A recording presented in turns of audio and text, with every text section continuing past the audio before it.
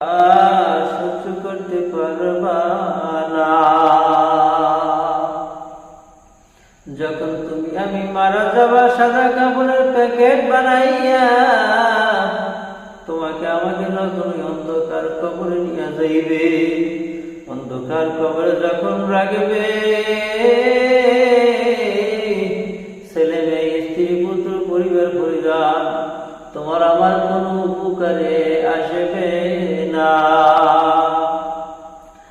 ছেলে তোমার আমার সঙ্গে যাইবে না, বিবি তোমার আমার সঙ্গে যাইবে না, কোনো আত্মীয় স্বজন তোমার আমার সঙ্গে যাইবে না।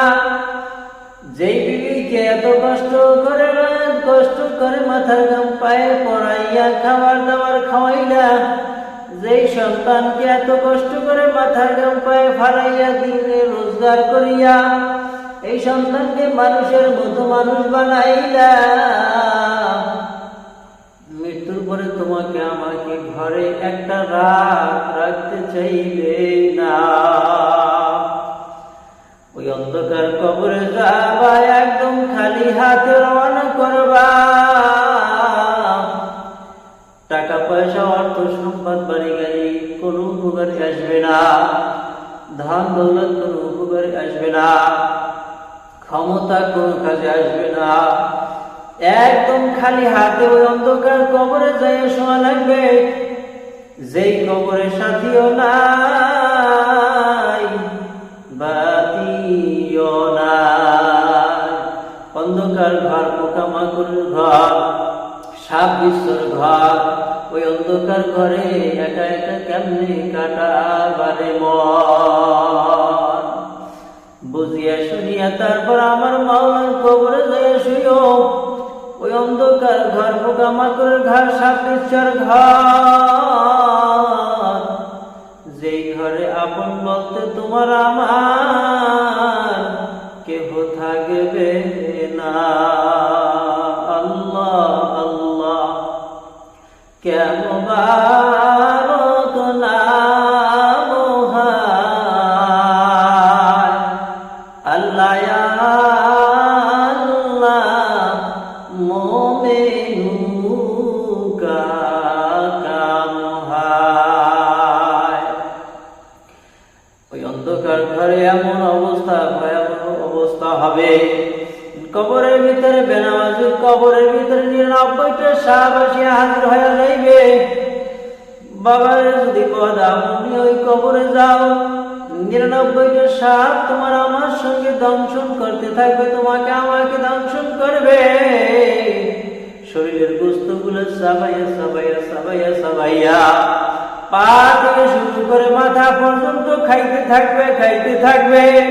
আবার আল্লাহ রব্বুল আলামিন পুনরায় পা থেকে মাথা পর্যন্ত গোস্ত দিয়া দেবে। আবার সাথে ঠোকরাইতে থাকবে, ঠোকরাইতে থাকবে, বিশ্বগুলোতে খাইতে থাকবে, খাইতে থাকবে। এমন ভয়ঙ্কর প্রাণী থাকবে, এই প্রাণীরা চাবিয়া চাবিয়া তোমার আমার শরীরের গোস্তগুলো কর্মট কর্মট করিয়া খাইবে। বাবা সহ্য করতে পারবা না।